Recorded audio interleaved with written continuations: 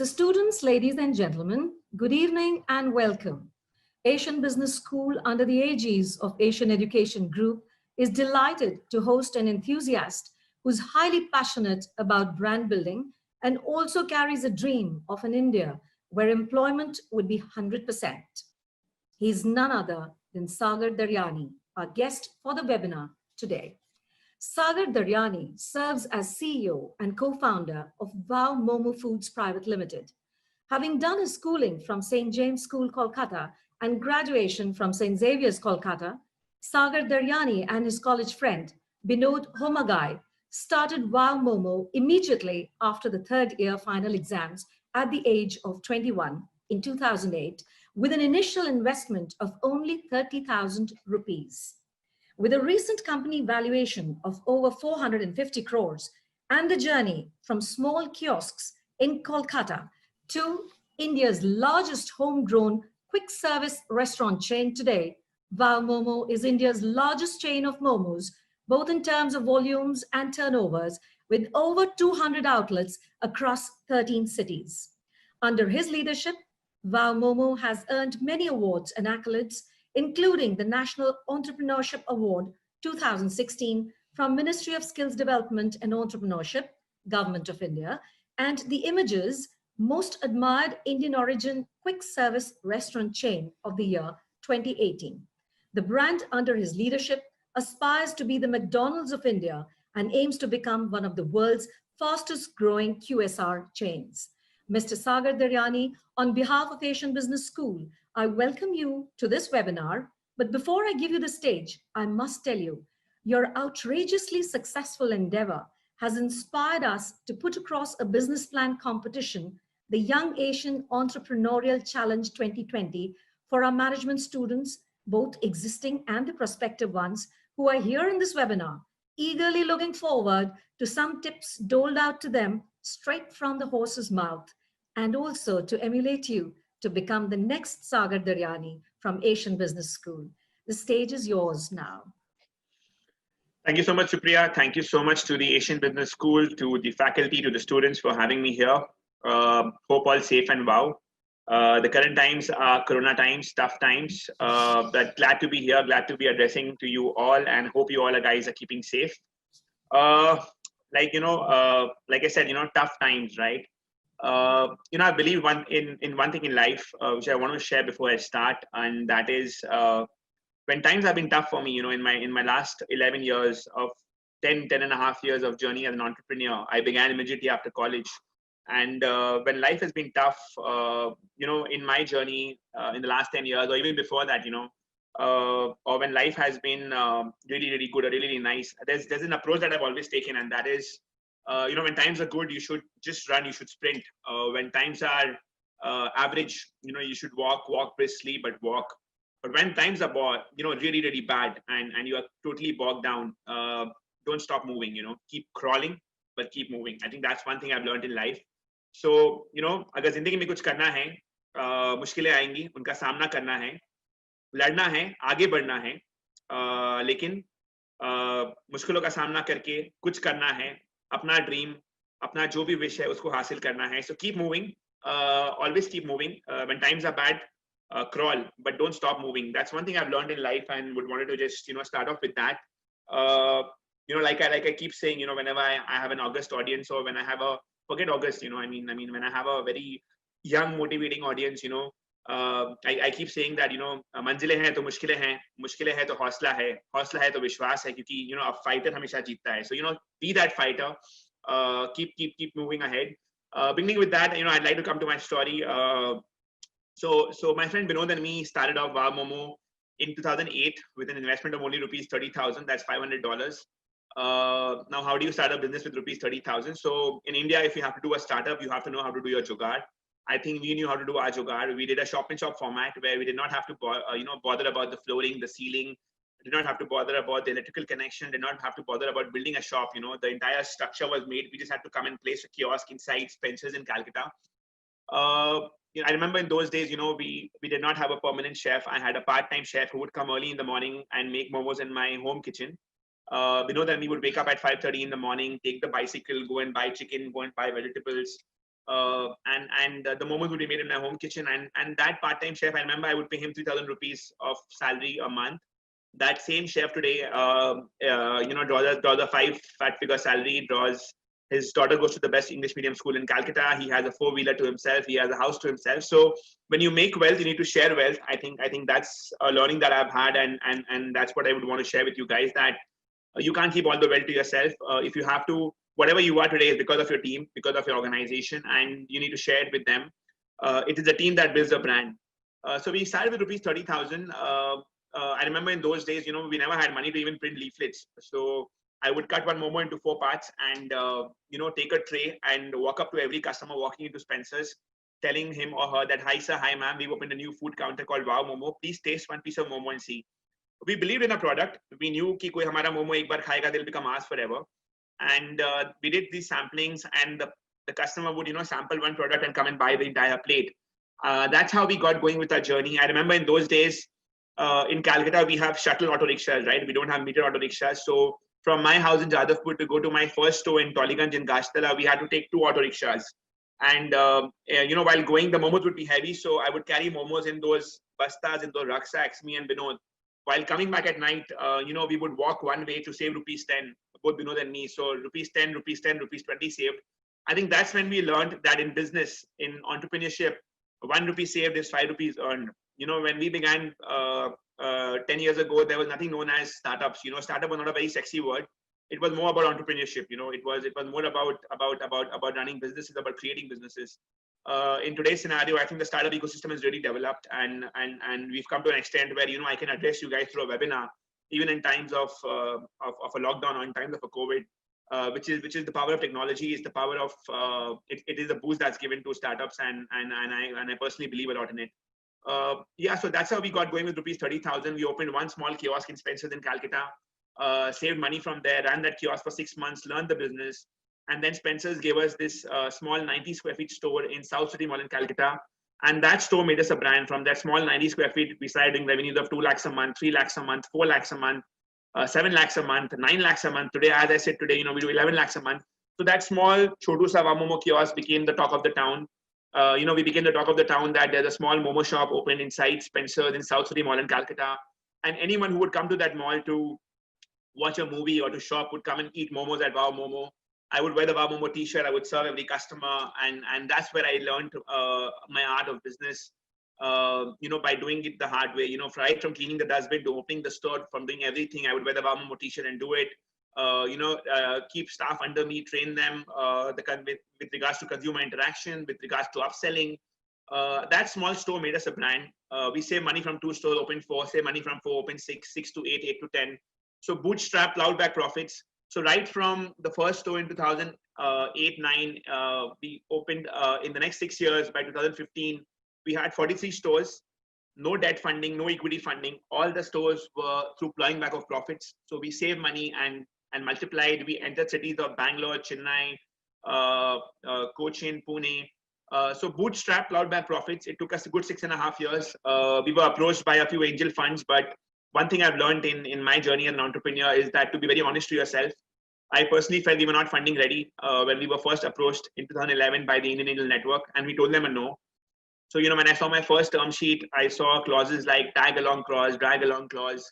I got scared. I said, yaar, ye log mere business mein se le lenge. But I think that entire interaction with angel investors through an event called Tycon in Calcutta, where we had participated through a business plan competition, I think it opened up a full new window of angel funding for us. We got to know that, there is something known as angel funding that exists in India, because before that, my only belief system was that you need to, make profits, save money and open stores, and you can at the max take a bank loan. I was not aware about angel funding, VC funding, PE funding, because in those times, it was the startup scenario was not that, the startup ecosystem was not that elaborate, right? We would hardly have any kind of business plan competition that would give you automatic funding. So I think that's when I realized about angel funding. But in 2011, when I was offered this term sheet, I said a no, and no with confidence. Both me and Binod, my co-founder, we felt we were not funding ready. We did not have a team behind us. Everything was micromanaged by both of us. We did not have a second line in place. And funding is like an ammunition. Once the money comes into your business, the investor expects you to grow with that business. and multiply, multiply 5x, 10x, but we were not capable or we were not ready for it. And we very boldly said no. And that's one thing I've learned as an entrepreneur, to say no with confidence. I mean, we should not succumb to pressure. I mean, getting a term sheet sounds very sexy. It sounds very exciting, but you should know as to when to do the right thing at the right time. And you should learn to say a yes or a no with confidence at the right time. So in 2011, when we got our first term sheet, we said no. We had no debt funding, no equity funding. We plowed back profits. We saw tough days. Literally would travel by auto rickshaw, would travel by buses, would travel by AC3 tires. And gradually, as the business grew, would take flights also, would take the cheapest flight in the morning, entered Bangalore, entered Pune, entered Chennai. And in 2015, we raised our first round of angel funding. We had 43 stores, 19-20 crore top line. And that's when we raised our first round of angel funding from the Indian Angel Network. We raised 10 crores at a 100 crore valuation. I was very lucky to have met my mentor, which is Sanjeev Bikhchandani, the owner of Naukri.com, the founder of Naukri.com. I met him at Tycoon in Calcutta. We had a Wow Momo stall there doing sampling. And this was at Hyatt Regency in Calcutta. And people were not eating the lunch buffet at Hyatt, but they all wanted to eat momos. And, if your product is good, your product talks for himself. So I think Sanjeev saw the huge crowd outside Wow Momo stall, people eating momos. There was a panel discussion on stage. People mentioned our example. And that's how Sanjeev got to know about us. And then he called me to we exchanged visiting cards, and then he sent me a message and asked me to visit his room for dinner. And I think I had a 15-minute conversation with him, and those 15 minutes stretched to the next 2 or 3 hours. And I felt, in him, I saw a person who had been there, done that. And he suggested that, we should take funding. And I felt that, at that time, it was the right time to take funding, because we had managed to build a small second line in place. It was not all micromanaged. We had a couple of good people on whom we had transmitted our passion. And we just felt that, it was the right time to go for that funding. And we raised an angel round. It was India's largest angel round, with 10 crores coming in, 96 people participating. So right from Mr. Sunil Munjal of Eurocorp to Chris Gopalakrishnan of Infosys to Arvind Singhal of Technopack to Sanjeev Bikhchandani, I think they all backed us. And like I said, funding is like an ammunition. So with the funding money, we decided to enter the markets of Delhi NCR, because Delhi and Bombay were the most expensive real estate markets for us. So we wanted to use the funding like an expansion, like an ammunition. We entered the Delhi markets in 2015. From 2015 to 2017, we really grew aggressively. From 43 stores, we got to 108 stores. By March of 2017, 31st March 2017, we got to 108 stores. We got to a top line of 49 crores. So from 19 crores, we jumped to 49 crores. We were selling momos all the way. And Wow Momo became the talk of the town, in not only in Calcutta, but also in Bangalore, also in Delhi NCR. We became a household name. And that is when we raised our Series A round of funding from Lighthouse Funds. They are one of the best angel investors in India. And they have backed companies like Fab India, like Kama Ayurveda, like Sera, like Bikaji, Nika now. And we raised funding from them, one of the best consumer funds in India. And again, using funding like an ammunition. Once we raised money from Lighthouse, we entered the Bombay markets, the most expensive real estate sector in India, opened stores in Bombay. And right from 2017 to 2019, in the next 2 years, we got to 244 stores from 108 stores. We got to a top line of 118 crores, 118 crores. And right from there till today, we are now at 345 stores across 16 cities. But the most satisfying thing for me is that we have a team of 2,700 people. So, every morning when I wake up, that kickoff, being able to employ 2,700 people gives me a lot of satisfaction. And I think people talk about profitability. People talk about top line sales. I think my goal is to take this 2,700 number of employees that we have been able to recruit to maybe 3,000 and 3,000 to 3 lakh someday. So I think chasing this number growth of recruiting people, building your team, it gives you a very different kind of a kick. And I think that's one of my proudest moments, that at the age of 32, I'm able to do that. And I have a kick-ass team behind me who's working day in, day out. Some people working harder than me to achieve as to where we are. I'm really, really proud of my team, and really upping our game, upping our tempo. Last September, we raised money from Tiger Global, one of the world's best global investors, at an 860 crore valuation. So Supriya, when you were introducing me, you mentioned the 450 crore valuation, but actually it was 860 last September. And today, as we stand during the lockdown, tough times. In my last 10.5 years of business, I have never seen losses. And in the month of April, for the first time, we saw a loss of 6 crores in our books. So from doing a 16 to 17 crore revenue in the month of February, we had a revenue of 2 crores in the month of April. Out of the 345 stores, only 50 stores were open only for delivery. So 1/7 of your stores were open. Business was at its 1/8. In the month of May, we've come back to a 4.5 crores. So we've come back to 1/5, 1/4 almost. And but still, only 83 stores operational. Majority of our stores are in malls. They're all shut. Stores in airports are all shut. Stores in railway stations are shut. Stores in multiplexes are shut. So metro stations are shut. So most of the stores are shut. They're in gated communities. A really tough time. But as a leader, it's very important to be transparent with your team. It's very important to give your team that security, that clarity. So we have taken one call that we will not do any job cuts. We've been profitable. We have cash reserves. We have the funding money. So we will pull through. So we were very outspoken to our team that we will not do any job cuts. However, we have done pay cuts for the month of April. We have done a 30% pay cut across the organization. So, everyone has to take the pain for the larger gain of the organization to enhance the business continuity plan. But that is where we are, tough times. But, tough times, adverse times calls for being diverse. It calls for being proactive. It calls for being resilient. So, we did a top line of 2 crores in April and there was hardly any business because for us, delivery business is not a very large business. It's around 25% of our total revenue. And that 25% is now the 100%. And out of that 100%, only 1/7 of your stores are operational. The rest are all shut. So what do you do? We realized one big gap. We realized that, when we were doing real-time food delivery through Swiggy and Zomato, we were being able to serve food to people in 35 to 45 minutes. However, we realized that, if you order essentials like eggs, bread, vegetables from a big basket or a Grofers, it takes literally 2 days. You have to book slots. So we came up with a new business idea, a new business line called Wow Momo Essentials, which basically delivers eggs, breads, milk, potatoes, onion, tomatoes, sanitary pads, condoms. So we created a new business line called Wow Momo Essentials, and we tied up with Swiggy and Zomato. And in the month of May, that is 50% of my revenue. So from a 2 crore, I've jumped to a 5.5 crore, keeping a new business line in place. So, that's what being a startup, being a young organization is all about. It's about being agile. It's about having that agility to do the things differently and to be innovative. And, post-COVID, post-lockdown, I think it's not going to be easy. I think the restaurant sector, the food sector is going to be one of the worst affected, with #contactless, #social distancing being the new norm. I think the food sector, which is one of the largest employers, generates the most amount of employment, is going to be very, very badly affected. You will see many of your favorite restaurants not opening up post-lockdown. Many of the restaurants have asked their employees to go on leave without pay.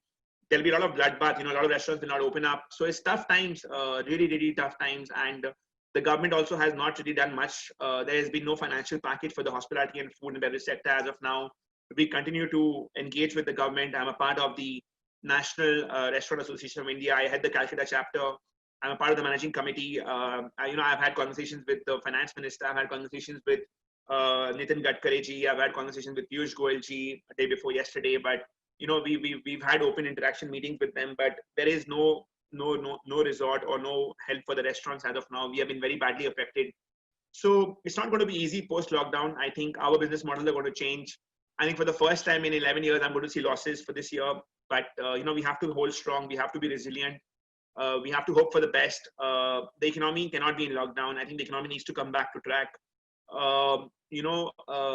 are 2,500 million people in India who are your daily wage earners. These are your Uber drivers. These are your restaurant stewards. These are your housekeeping guys. These are your salesmen in retail stores.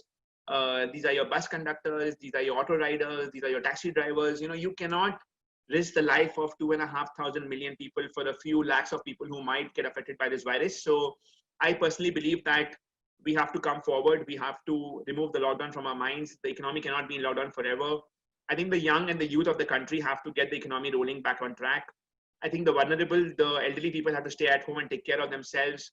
And we all have to be extra responsible. If we as young people, as a youth come forward and run the economy, we have to be extra responsible. We have to maintain social distancing to an extent. We have to, all use this mask wherever we travel. We have to try and be as productive as we can. And I think responsibility is on us. But the going ahead time does not seem to be very good. I think we all are going to realize. I mean, in our case, many of our restaurants doing 10 lakh revenue will start doing a 6-7 lakh revenue. Now, when I'm paying a 2 lakh rupee rental, at a 10 lakh revenue, it was viable. Maybe at a 6-7 lakh revenue, it will not be viable. So we might have to shut that store. We might have to renegotiate with the landlord.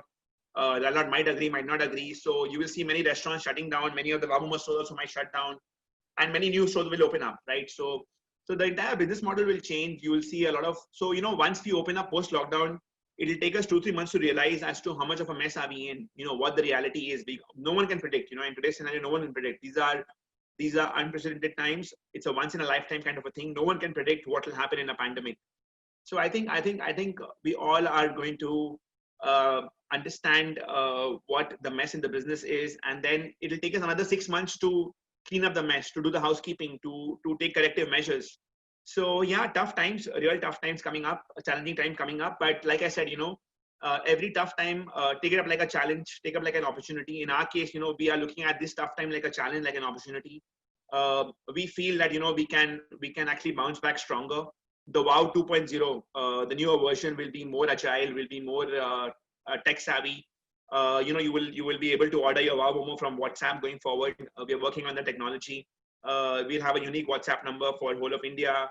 You will see a lot of pre-order takeaway happening. I think people are talking about delivery business to thrive, but I think a lot of pre-order takeaway will happen in India. We believe in what we see in India. We believe in being transparent.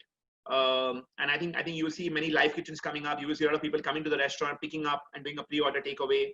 So if you're in your office, you will place the order of a pickup, and you will come and pick it up from a Momo store, and you will head home, or you will have it on the way. You will not see too many people spending time in the restaurant for some time to come, or even if they do, they will maintain social distancing. I think our industry is all about health, hygiene, happiness. You will see a lot of surveillance happening around hygiene and health.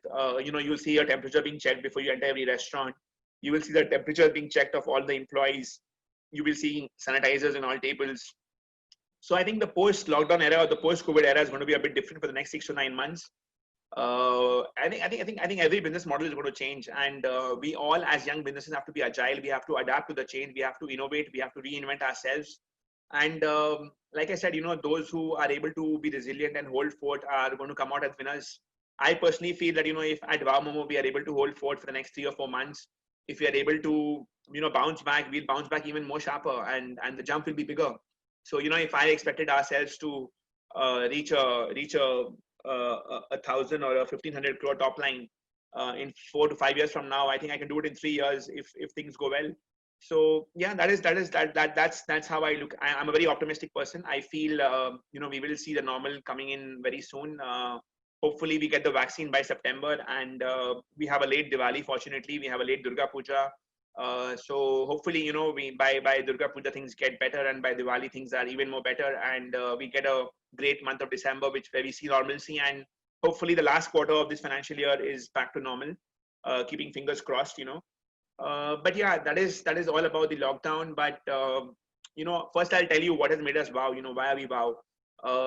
So at Wow Momo, when we began Wow Momo 10 years back, 10.5 years back, everyone would sell momos. So what is it that made us different is we came up with different flavors of momos. So we came up with the chicken and cheese momo, we came up with the Szechuan momo, we came up with the corn and cheese momo, with the paneer momo, with the mushroom momo, with the prawn momo, fish momo. So different flavors of momos. But I think giving flavors to momos was just the beginning of the innovation. I think the biggest change was launching pan-fried momos, where the momos are fried and tossed in specially prepared sauces. It's spicy, it's chatpata, it's Indianized. It's as per the Indian palate.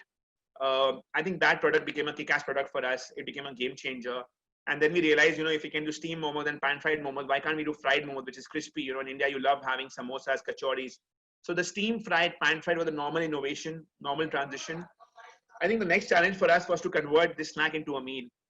Whenever I would walk into a McDonald's or a KFC, I would see people carrying food in a tray. So I would wonder as to how can I make people carry momos in a tray.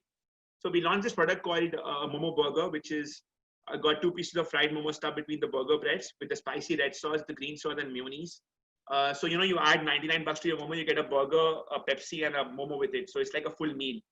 As we grew further, we entered the Bangalore markets. We opened in the best mall of Bangalore at Phoenix Market City. in Whitefield. We had opened in Orion Mall in Bangalore, one of the best malls of Bangalore. The rentals were higher. We had to increase our APC, our ticket sizes. We launched Sizzler Momos, where you get 6 pieces of momos, 3 steamed, 3 pan steamed with rice and noodles with it. So, it becomes like a meal for two.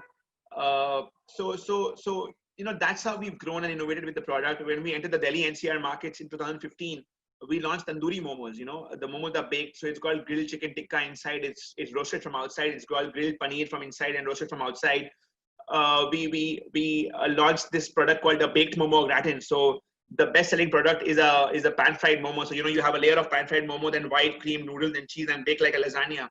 So I think converting a momo into a lasagna, imagine. So I think product innovation has been our biggest key to success. The only thing missing in our menu was a dessert, and back in 2013 we launched chocolate momos, and it's almost 3% of our total revenue. So people love chocolate momos. I think it's a product that Wow Momo is known for. Kids love it, family people love it. In terms of beverages, we've converted a Pepsi into a Kala Khatta. We've converted a 7-Up into a Virgin Mojito. We've done orange mint mojito. We've done a green apple. So we've got this range called Wow Thunders, which is a range of beverages. So I think we've been very innovative. We've also done some major disasters in innovation. Once we launched Mango Momo, which was a big disaster. So you experiment. At times you succeed, at times you fail, and that's what entrepreneurship is all about. I think everything that we have done has been done with an intent to create an impression in the mind of the consumer. So right from the uniform that the staff wears, to the smile on the staff's face, to his training, to his style of talking, to the signages, to the brightly lit stores, I think everything, right from your packaging, everything has to create an impression in the mind of the consumer. So you'll see the bright yellow Wow Momo signage, you'll see the packaging.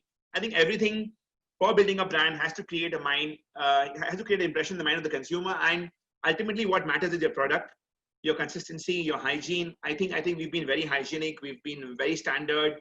I personally believe we sell the best momos in the country. However, that is not our key element. Our key element is that we sell consistent momos. So the momos, whether you have it in Bangalore, you have it in Delhi, or you have it in Calcutta, the taste will be the same. Today, Domino's does not make the best pizza in the world, but they make the most consistent pizza in the world. They are trusted for their brand, for their hygiene. Today, post lockdown, once shops open up, the consumer will be more hygiene centric. Many people will not eat in roadside, will not go to roadside vendors to eat. At the same time, today, if I have an option of ordering home a pizza, and if I have to choose from Domino's Pizza, or if I have to choose from Uncle Sam's Pizza, which is a cloud kitchen, I will any day go for a brand which is Domino's Pizza, because I can trust that brand. I know that brand will follow certain brand parameters. It's not easy to build a brand. It's very, very difficult to build a brand. Building a brand requires a lot of sacrifices. Building a brand requires a lot of investment. Building a brand requires compromising on your profitability to an extent. But building a brand also means winning loyal customers, and winning loyal customers will ensure that you have a profitable business. So yeah, that's our journey. That's my take. Happy to open up for questions to the audience, and would love to engage. I believe most of you are students. Wishing you all the best in your career ahead, and happy to exchange notes, take your questions and answer them. Yes, Sagar, that was a very interesting and a very slurpy and a yummy expression of your journey. And I'm sure we all enjoyed it. And there's a bag full of questions that is waiting for you. And students have been just all over themselves. Everybody is just agog, they just want to listen to you. So we've sorted out some questions, and certain questions will be personally asked of you. So we could begin with the question answer session. Yeah, please. The first one being that we live with a mindset of job seekers rather than job makers.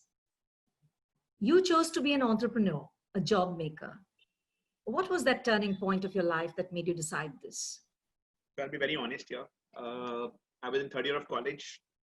I was pathetic with maths and numbers. I knew I could never crack an MBA, because cracking an MBA in India means to give that examination called CAT. So, I could never muse the CAT.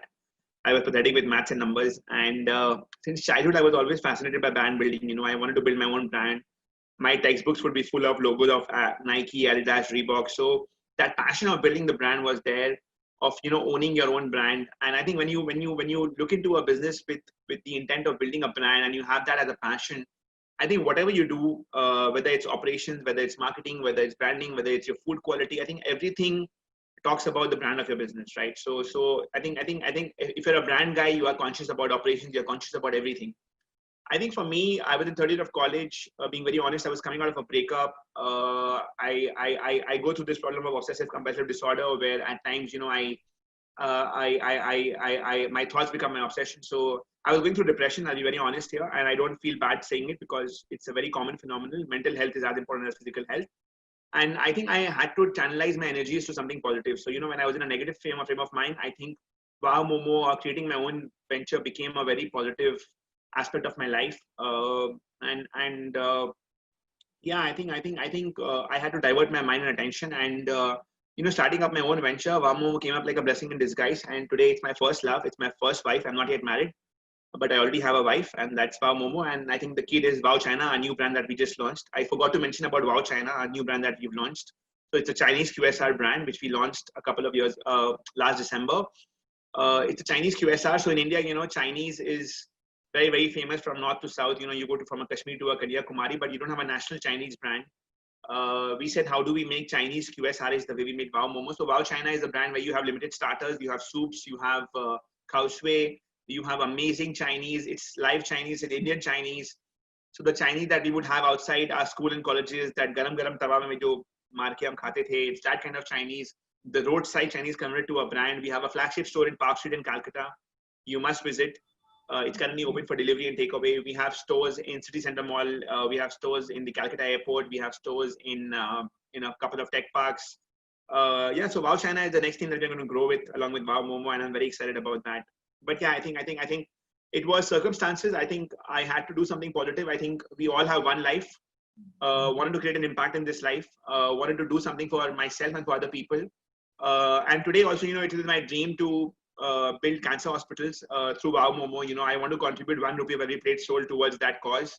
I think as a young guy, if I can do it, you can do it. So initially I wanted to build 5 cancer hospitals by the time I'm 50 years old. And one of my investors came and told me that, Sagar, you have so much energy in you. If you focus on 5, you'll achieve 5. So why not 50 cancer hospitals? So today it is my goal to build 50 cancer hospitals. I want to build community homes with a friend of mine. Community homes are homes for people who are elderly and who don't have anyone and are left alone. I wouldn't call them old age homes. I would call them community homes. So I want to give back to the society. I hope I can do it. And if I can do it, if 10 people can follow me and, take me as a role model to do it, I think I'll go down to my grave as a satisfied man. So I think it's our duty as individuals to create an impact, to be the change we want to see. I think I want to be a change maker. And I would want everyone out there to be a change maker. Give it your best, take your best foot forward and go out there and prove yourself. Prove it to yourself. Don't do it for anyone else. Do it for yourself. If it makes you happy, if you're passionate about your work never seems like work. It seems like fun. Yeah.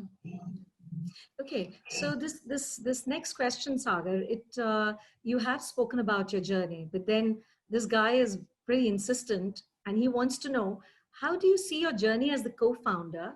How easy or difficult was it to make a market space? I think when we entered into Momos, there was no one else playing with Momos. So we said, how Domino's has played with pizzas, let's play with Momos. I think our innovation was the biggest strength.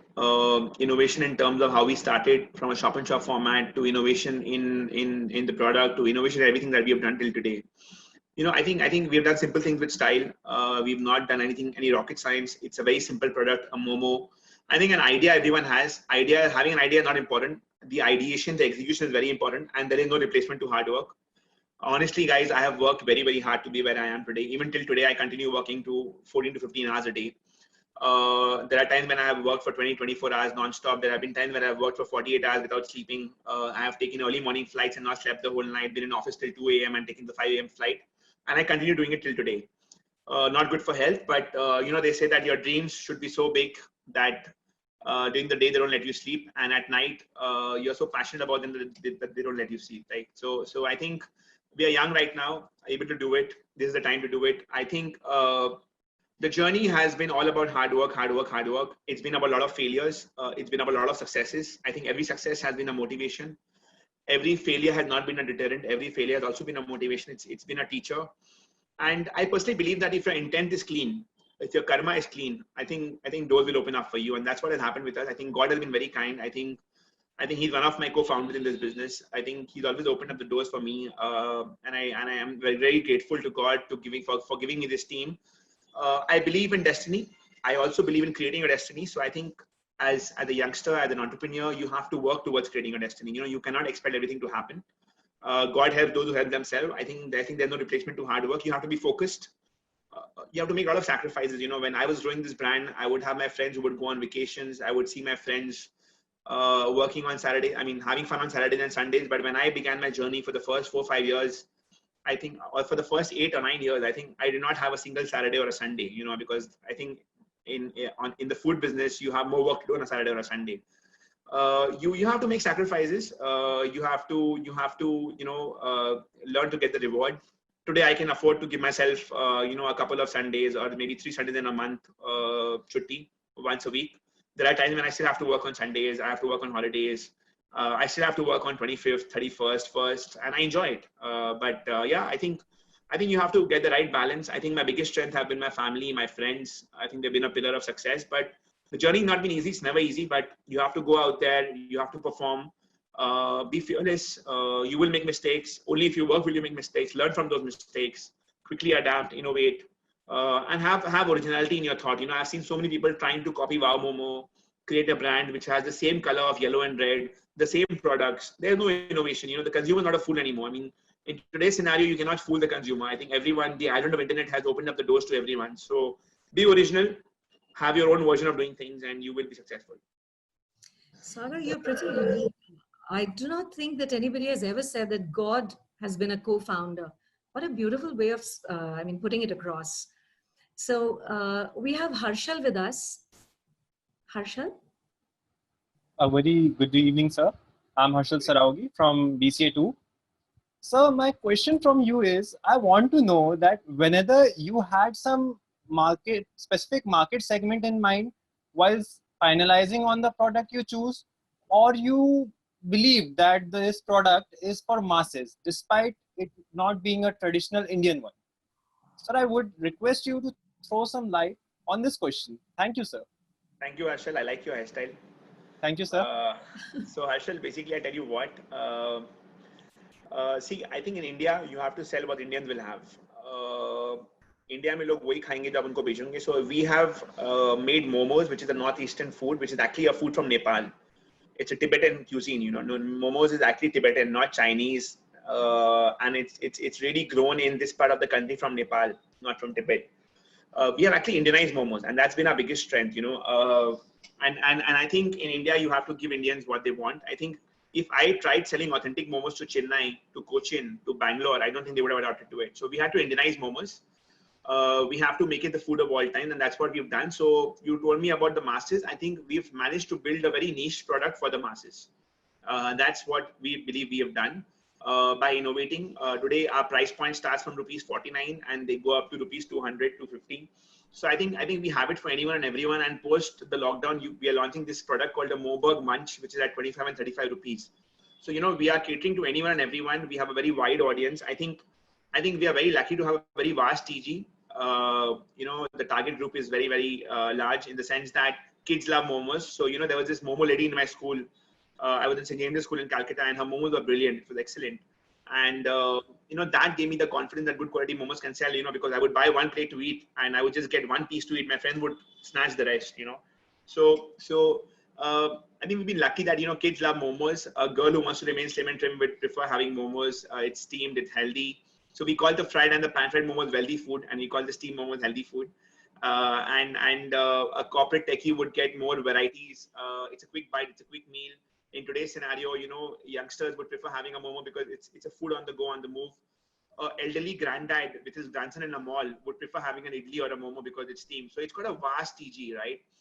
At the same time, it's the food for all time. Today we sell momos at 5 in the morning in the airports. It's steamed, it's edible. We sell momos for lunch, we sell momos for dinner, we sell momos for breakfast. So I think we've been lucky to be in that category where we made it the food for all times. And that's what really matters. It's about how well you can sweat your asset better. I think if we would have been a food brand selling only lunch and dinner, I don't think we would have been as successful as we have been by selling a snack and converting that snack into a meal. I think that's been our biggest advantage. Yeah. So we have Harsimran waiting in the wings. Harsimran, are you there?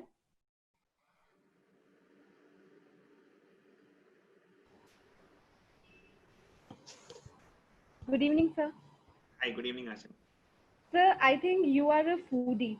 I really want to ask you what made you think of having a food item business and that too a specific one. I would like you to throw some light on this. Thank you. Thank you, Asim. And I think it's very important to be focused. Today, Domino's is known for pizzas, right? When you think of pizza, you think of Domino's. When you think of fried chicken, you think of KFC. I think when you think of burgers, you think of a McDonald's or a Burger King. I think it's very, very, very important to be focused. Today, had Domino's tried selling biryanis and singaras and momos and pizzas, it would not have been the brand that it is. So I think the quick service restaurant business is not really a food business. It's a process driven business. You have to have processes in place because it's a cut copy paste model. You have to scale up really fast. It's ultimately quick service restaurant. It's fast food. So you have to give the most hygienic food in the most standard form and in the best, quickest possible manner. So I think it's very important to be focused. I'm glad that we've been focused. And that's why, our name is Wow Momo. It sticks to Momo. We have played with Momos. We have converted a steam Momo to a pan fry, to a sizzler, to an au gratin, to a chocolate Momo, to a Momo burger. But I think the core of the product has been Momo. I feel proud saying that we launched a Momo burger, a Moburg in 2011, and Domino's launched it in 2013. Momo pizza, a pizzeria Momo, a pizza burger, Similarly, we launched chocolate Momo in 2013 and Domino's launched a chocolate pizza in 2015. So I consider Domino's to be my role model brand, but we were the trendsetters there. So I think it's very important to be focused. I think focus really matters a lot. You cannot do too many things at the same time. If you have to build one brand, that brand has to have a focus and the brand has to have a preamble around it. And you have to, play around that preamble. For us, the preamble was the product Momo, and that's why I think we've been successful because we've been very focused. We've tried to give good quality products, wow quality products, and we've got amazing consumers like you people who have consumed us. I think you people are the ones who've made us a brand. अगर हमारे customers हमारे मोमोज नहीं खाएंगे तो हम कहाँ जाएंगे, So we owe it to you guys, to all our consumers, for loving us, for trying us, for giving us an opportunity. There have been times, out of 10 times, 9 times, we have been able to satisfy you. There have been times when, you haven't felt happy eating a Wow Momo and you've come back to us and we've given you a fair hearing. So I think the consumers have stuck by us and we hope that you continue to stick by us. You people are the ones who make us a brand. So, I always say that my consumers are my biggest brand celebrity, So whenever we open a new store, we don't invite a celebrity to launch the store. We make the ribbon cutting done by one of our customers, and that customer becomes our celebrity. Thank you, Simran. Okay, so Thank you, sir. that was really nice. Sagar, whom do you consider as your role model? So since childhood, I've been a very big cricket fan. I used to consider Sachin to be my role model. I could not be a good cricketer like him, but what I learned from him was diligent, was being passionate, was being hardworking. There's no replacement for hardworking. He took the burden of the country for 24 years, started playing at a very early age and took a lot of pressure, was hardworking, was diligent. Not easy to play at that international level for 24 years, worked really hard. So I consider him to be my role model. I consider my parents to be my role model. I think they've seen really tough times to bring us up, but they've never given up on us or they've never given up on life. My mother is my biggest strength. I literally breathe out of her, So yeah, I think that's about it. If you talk about entrepreneurship, no real one entrepreneur, but yeah, I do feel that Steve Jobs is someone who is known for his product, for innovation. I really admire him. And I think Elon Musk is doing a great job at the moment. So is our very own brands like Byju's and brands like Swiggy in India. So yeah, I really admire what they're doing.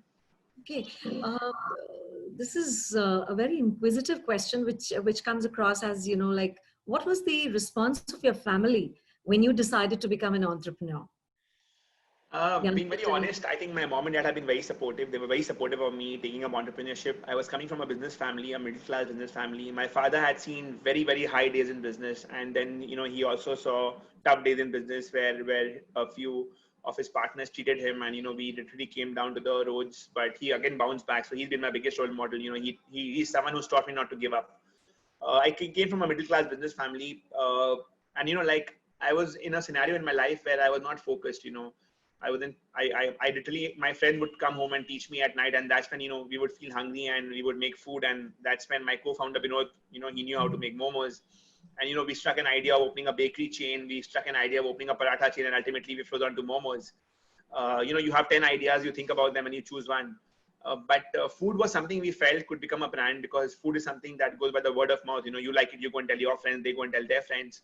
But honestly, I personally feel that I was in a position where, I was not focused, as in, I was going through a distraction. I was under depression. I was mentally not focused on my career. I mean, I had to focus on my career, and my parents felt this was the right thing to do. They really supported me. Many of my dad's friends made fun of him, saying that, tera beta Momo bechega. But what I really like is that my parents never told me about it. They tell me now about it, but they were confident that, my son will make it big. Many of my dad's friends said that, why are you making him sell momos? He'll be a momo wala. Why don't you involve him in your own business? But, in our country, if a chai wala can become a prime minister, imagine where a momo wala can go. So I think I've answered them in my own hard work over the years, and with what effort my team has put in. Today, those same people, literally praise me, but there was a time when they would make fun of me. So I think God has given you 2 years. What you need to hear and restore in your mind, you should do that. What you need to hear and take off, just do that. Yeah, that's true. We have Vinay Singhal with his question.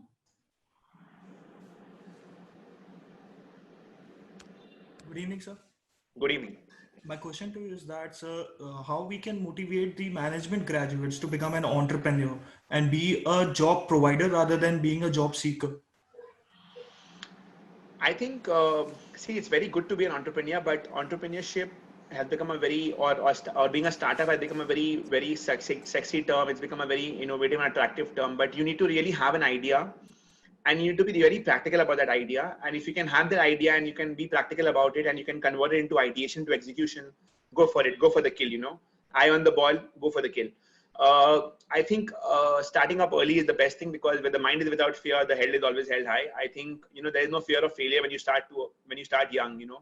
Once you take up a job and you have the comfort of a very highly paid package salary or a decent salary, you're cushioned. Then to take that leap, that jump of becoming an entrepreneur is very, very difficult. I know so many people who have given up highly paid jobs and jumped into entrepreneurship. Some have succeeded, some have failed, but I really admire their guts and their strength. I mean, I never had that much strength. I think the reason that I was successful was because I had no fear of failure, because I started off in 3rd year of college before my results were out. So I gave my 3rd year exams of BCom honors college in St. Xavier's, and I started off before my results were out because I had no fear of failure. I was anyways going through a tough time in life, so there was no fear of failure. And I just felt that, my parents have sponsored my education till now. They have taken care of me till now. If I fail, I can always go back and do a job. But if I don't grab the opportunity right now, I will always regret ki kash maine ye kiya hota. So I think there was no fear of failure. At the same time, yes, there was fear. I would not say there was no fear, because I remember my first store in Spencer's, the minimum guarantee was 2,000 rupees. And in those days, 2,000 rupees was a lot for me. I was like, what if I cannot pay my rentals? But it did not happen. I think my first day sale was 2,000 rupees, and it just gave me that confidence that, it can happen. I think when I began Wow Momo and the journey, I think modern retail had already evolved. I was not that evolved as much as modern retail had evolved. But, once I got into the action, got my step into the game, I learned and realized, and I picked up things so fast. So I think if you have an idea and if it's practical, don't listen to what people say, listen to what your heart says. But yeah, be practical, be honest to yourself. If you feel you can do it and you can make it happen, just follow your passion, follow your dream, get into it. Once you jump into it, trust me, doors and windows will open up to you. For you, at times you have to create your own destiny, no matter what anyone says. If you feel you can do it, just go out there and do it. Trust you me. If you're hardworking, if you're honest in your work, God will open up doors for you. That's one thing I realized in life. It will happen on its own. Sagar, every entrepreneur faces financial challenges, and attracting an investor at the primary phase, especially. Is there any strategic way to attract investors? I think the investors look not only in the business, but they also look at how much character you have in yourself. So, for example, when I raised my Series A round of funding, we had just hit the market to raise funds, and this was 2016. Yeah, 2016 October we hit the market, end of October, and on the 7th of November, Narendra Modi declared demonetization, and many of the funds who were showing interest in us went on a long Christmas break. Now, during demonetization, we saw customers not coming to our stores. So, 1 week passed away and we saw no one is coming to our stores. What did we do differently? We said, if consumers don't come to our stores, we should walk to the consumers. So, we literally beside every store, we have some ATM outlets. Outside every ATM, there was a queue of thousands of people waiting to deposit cash. We sent water bottles to all our stores across the country from Calcutta. And we asked our teams to go out there and serve water to the people. So, once you're standing in a queue, you're thirsty, you're hungry. So we served water to them. Then we got them a menu. We took orders on the queue. We served them momos on the queue. We took payments by debit cards, credit cards. We swiped the GPR GDS machine. And the entire industry was down by 40%. In the month of November, we were down by 26%. So when the consumers don't come to you, you go to them. So as an entrepreneur, you have to convert every difficult adversity, every difficult challenge into an opportunity and an advantage. Like even now, the COVID times, I'm sure there'll be many entrepreneurs who will convert this into a challenge. I mean, today I am looking at converting this adverse time into a challenge, into an opportunity. So I think very, very important as to how you stand out to crisis. I think investors don't look at your business as to how they are today. They look at it how it will be in future once they put in the money, and they look into you and your team. So they look into what is the character of you and your team, and how bold are you to take strategic steps, how brave enough are you to take the strategic step, and they also look at meeting of mindsets. They also look at how focused you are.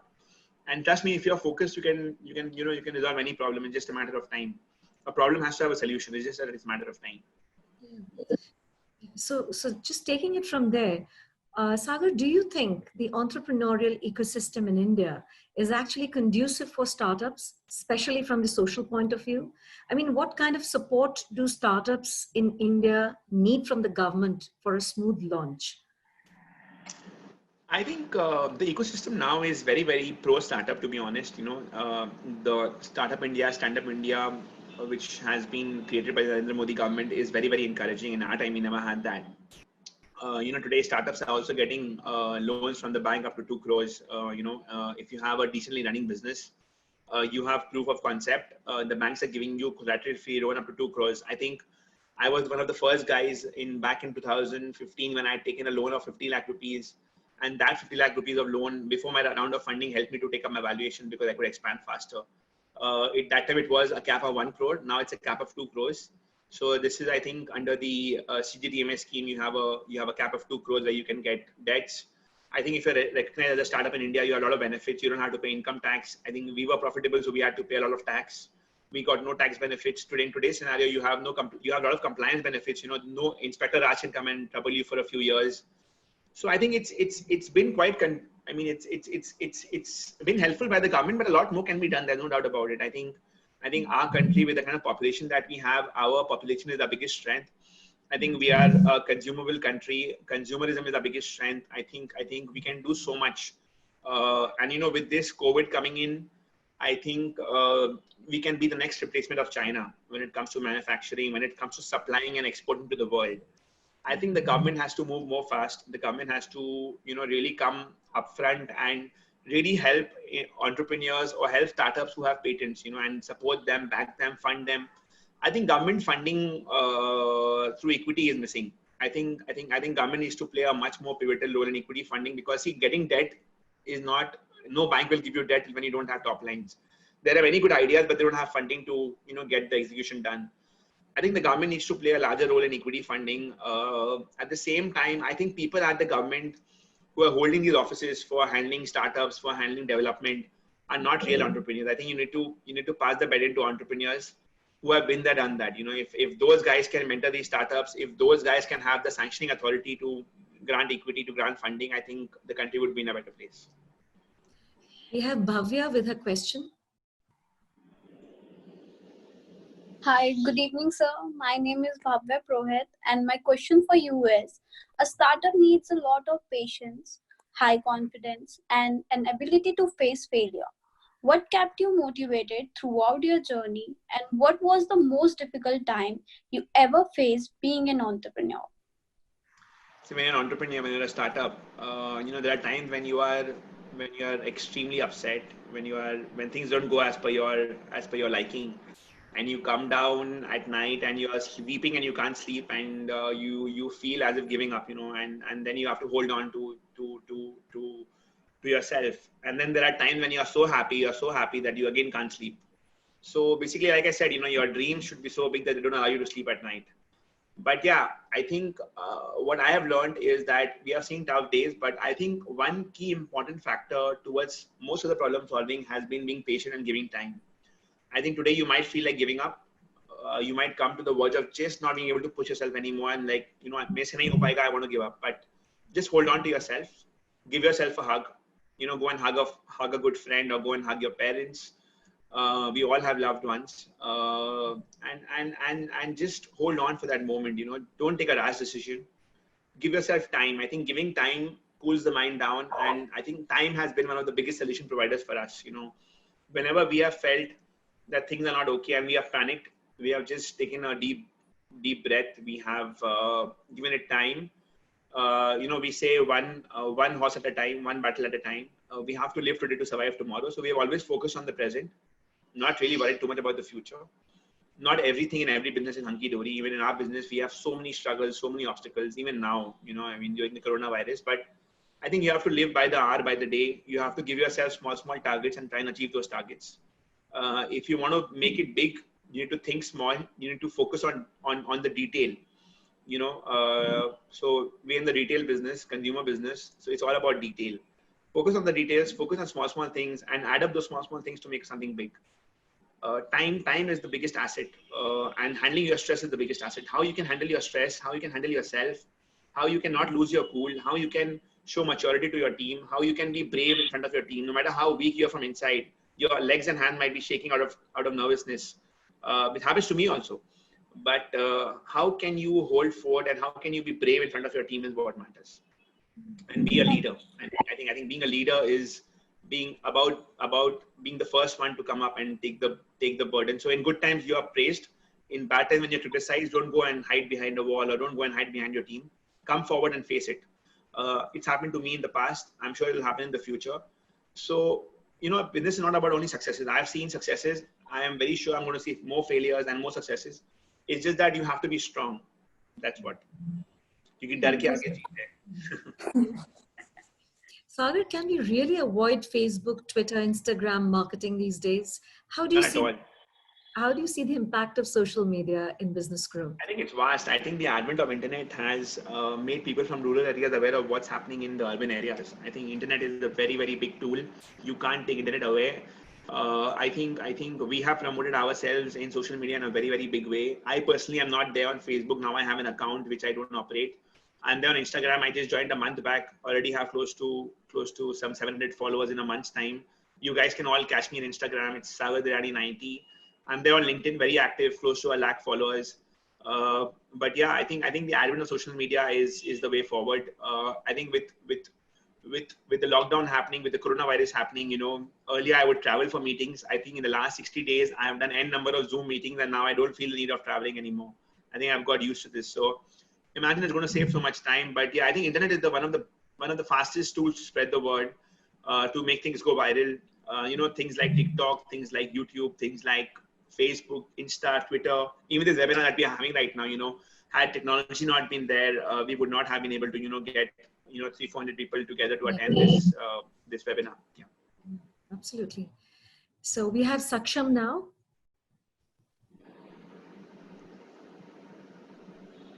Good evening, sir.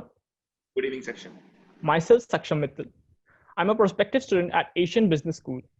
My question to you is, how do your franchise improvise in nurturing not only your product standards, but also get the experience quality of the customers at all your outlets? Because in my personal undergo, I oftenly had a differentiated experience whenever I'm at some quick service restaurant in my local town in comparison to some metropolitan city. Got it. So basically, firstly, we're not a franchisee model. All the stores are company-owned, company-operated. So it's about transmitting our passion into our team. I think F&B, the food and service industry is all about service. It's not only about the product; it's about how you serve the product. You go to any Momo store, you see the employee serving you with a smile. You do get good experiences. Majority of the time, there are times when you get bad experiences. I think what the consumer wants is a year. They want someone to listen to you, and that is where social media becomes a very, very big tool. So if you go to any Momo page, whether it's Facebook, whether it's Zomato, we reply to every consumer. So if any consumer appreciates us, we thank them. But if we get a negative complaint, we prioritize that complaint into category A, category B, category C. If the category A complain, we ensure that the city head, we call them city owners, they visit the consumer next day in their office or in their house. We go to that extent. So I think customer service is very important. One good customer can get you 10 good customers. One bad customer can get you 100 bad customers. I mean, one negative customer can create 100 negativities for you. So I think the positivity, goes more slower. The negativity spreads faster. It's all about having SOP, standard operating procedures. It's all about having a very strong learning and development team. It's about training your team. It's about investing in training. I think we really invest in our training. We go to the extent that, our service levels should be so strong that the consumer should want to come and ask the staff his name. So till 1 year back, we did not have any name tags also for our employees. We would want the consumer to come and ask the staff, the customer his name. So if I am Sagar, the customer should come and ask me that what is your name, and I should be able to serve you so well. It's only now that we have name tags because we want everyone to have an identity and we want people to call them by their names, because it's about giving respect to everyone. Even in my organization, I really don't, it doesn't affect me whether people call me a sir or not, as long as they can call me Sagar, because my parents have given me a wonderful name and I'm proud of that name. So if you address me as Sagar, I'm more than happy. At the same time, I think it's all about the service. It's all about the experience. It's all, like I said, right from everything that you do as a brand, right from your packaging to the look and feel of your stores to the hygiene level, everything creates an impression in the mind of the consumer, and brands are built in the mind of the consumer. So today, if you have a good experience, the word of mouth will ensure that, you get me more customers. So I think experience becomes a very key part for chains and brands like us that grow. And we invest a lot in training and development. We invest a lot in teaching our team. We invest a lot in building that positivity in our team. And we invest a lot in keeping our team happy. Like, for example, now we haven't done job cuts. So what we do today in these tough times will determine the future of the company in times to come. It'll lay the foundation, the preamble for the company in times to come. Today, many of the food brands and some of the international brands have asked their employees to go on leave without pay. They have sacked many of their employees. Today, if we sack our employees, where will they go? Who will give them a job? So we are fortunate, we are lucky that we don't have to take the drastic step right now. We have some reserves, some surplus. But had we not had reserves, we would have also been struggling. But we would have still done our best to ensure that the best that we can do. As a leader, it's very important to be transparent with your team. So, when you do well, you pay your team bonuses. When you do well, you pay your team incentives. So now when the time has come and it's all about ownership, the team has to take the ownership. So we've not done job cut, but we've done pay cuts where everyone takes a pay cut so that, we can enhance the business continuity plan. And I think that really matters a lot. Thanks a lot, sir. So Sagar, a very pertinent question is coming your way. How often do you eat your Wow Momos? Very often. Today I'm sitting in a Wow China restaurant. I have a Wow Momo beside me, but very, very often. I wouldn't say I eat every day because I don't remember to eat every day at times. But very, very often. I love trying my products. My favorite is the chicken and cheese Momo. My favorite is the pan-fried Momos, the Darjeeling Momos, which we've lately launched. I love the chocolate Momo. At times I have the craving of a Momo burger. So very often, most of my Momo eating happens during meetings also, when I'm with someone. But if you ask me how often do I crave for my Momos without having a meeting, so when the lockdown was on, I think in the first 40 days when I did not step out of home and I was working from home, I think I might have ordered some 6 to 7 times different products. And trust me, all those times it was the craving. It was not about because I didn't have to feed anyone else. I had to just feed myself, right? So once I craved of having a Momo burger, once I craved of having Darjeeling Momos, once I just craved of having pan-fried Momos, spicy pan-fried Momos. So I think it's been craving. And now there's a bit of a step brotherly treatment I'm giving to Wow Momo because I'm sitting in Wow China. So I'm loving the Chinese food also. So yeah, I think it's very important to love your product, like your product. You can't eat it every day. But I think for me, almost 4 days in a week, 5 days in a week, aram se ho jata hai. At least when I'm traveling so much, because, I mean, it's very important for me also to try it, but I don't do it for the sake of checking the taste. I do it more when I'm hungry and it's like a quick bite. I love other brands. I love Domino's. I'm a big fan of Domino's. I love Domino's pizzas. I love KFC grilled chicken. I love their popcorns. I love Burger King burgers. I love the biryani at Arsalan. I love the biryani at Zishan, at Mezban. I'm a big foodie. I love my Doodh Cola at Balwan Dhaba. I love my chai in the dhabas. I love my dhaba food. So yeah, I'm a big foodie. I eat everywhere. I eat out a lot, to be honest. You're making lots of people feel very hungry. Okay. So we have Kanupriya. She's ready with her question. Supriya, how much time more do we have? Because I have another We call at have- 5. Yeah, we have just about 2 more students and then we'll just wrap it up. Done. I have a call at 5:30. Yeah. Yeah, Kanupriya, please go ahead. Hi, good evening, sir. Good My evening. name is Kanupriya Sharma, and today my question for you is, what would be that one life-changing advice that you ever got? One life-changing advice. I haven't got any such life-changing advices. Yeah, I think I'll be honest here. Again, when I began Wow Momo, uh, I was, like I said, I was not focused in the sense that I was coming out of a breakup. I was depressed. I was sad. And one of my relatives, elderly relatives, told me, in Bengali, he told me, Sagar, kormo karo, kaam karo, karam karo. बाकी चीज के बारे में मत सोचो. और मेरे को लगा हाँ ये सही बोल रहे हैं यार, मैं अपना काम करता हूँ, मैं अगर सही करूंगा तो मेरे साथ लाइफ में सही होगा. And I started working hard. I think that advice really helped me a lot, to be honest. Thank you so much, Konopriya, kormo Yeah. koro. That's all I say. sir. Thank you. We'll take the next question. Avinav? Hi, sir. Good evening. Abhinav this side. Hi, Abhinav. Yeah, sir. We all have heard to be positive and think positive, whether it's your personal life or professional life. While starting a business, everyone thinks of making profits and taking business to higher level. Now, my question to is: do you thought of any plan B or any alternative idea if your this particular idea didn't work out as you expected? I think you always have to have a plan B and a plan C in place, in not only in business, in life, in every aspect. Now it's a different thing whether you think through that plan B or plan A, or you are forced to think through it. But there have been a lot of occasions when we have failed and failed quite badly. We have failed to raise funding at the valuation we wanted. We have failed to achieve sale numbers, targets. There have been months when we've been in losses. There have been months we've been in profits. So I think failure is a very important part and pertinent part of business, of any entrepreneurship journey. You have to have plan B, plan C. Like I said, during coronavirus, we hardly had sale numbers. Most of the stores were shut. So we did a WAM essential. It was a plan B. And now plan C is collaborative growth. So, next week in the news, you'll hear some big news about Momo collaborating with another pickup brand. So a lot of collaborations coming the way, newer ways of learning, of reinventing yourself. So I think you always have to have that plan B and plan C. It might not be defined, but in life, I think you will always have to find a way out. And when you don't get the way out, keep thinking. Don't force yourself to do things, but try and be patient. Like I said, time is a very key factor in being patient. At times you have cut short times. You have to do things in that short period of time. At times you can buy more time. So yeah, I mean, depending on the situation, when you can buy time, buy more time, think it through. Like I said, learn to say a yes or a no with confidence. That's very, very important, both in personal and professional life. I think Rishabh. Thank you, sir. Thank you, Abhinav. Hi, sir. Very good evening. Rishabh this side. Hi, Rishabh. Yes, sir. I wanted to ask you that, sir, how have you been dealing with the loss of business during COVID-19 lockdown? How I've been dealing? I have been very, very worried, but I have been dealing by thinking about creating a Wow 2.0 when I can bounce back stronger.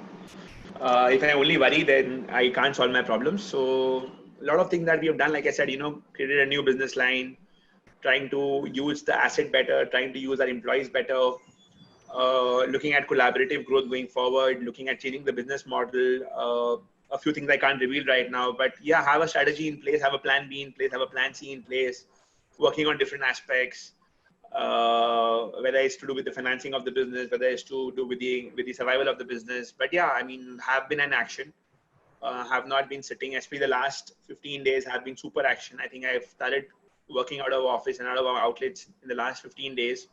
Firstly, I have told my mind that the lockdown is over, told myself, because if I don't tell myself and I don't tell my mind, I can't tell my team. And even during lockdown, I think we all worked from home. We had major Zoom calls, Zoom sessions. But yeah, in my mind, now is the time for action. And young businesses like us have to bounce back and have to be trendsetters. And I think it's time for the youth of the country, the young people, to come forward and get the economy back on track, because the post-COVID era will not be an easy era. I think we all are going to see a lot of economic losses for the next couple of years. It's going to take a lot of time for the economy to come back on track, and we have to all be patient. We have to all contribute. We can't have high expectations in terms of salary, in terms of sales, in terms of numbers. We have to be more realistic. So although this COVID might take us back by a few years, I think we'll all bounce back stronger. And I think India will be the fastest country to bounce back because majority of our population have taken up the standard of living, live hand to mouth. Even someone like me has to work every day to pay my home EMI. So I think we all will bounce back and we shall overcome very, very soon. So we still have 10 minutes going, Sagar. I just want to wrap this up before this. The Entrepreneurship Development Incubation Center, which is an initiative of Asian Business School, is actively working to foster an entrepreneurial mindset and a spirit among students. And under this program, we regularly invite business leaders and entrepreneurs like you for the creative and innovative dialogues and mentorship.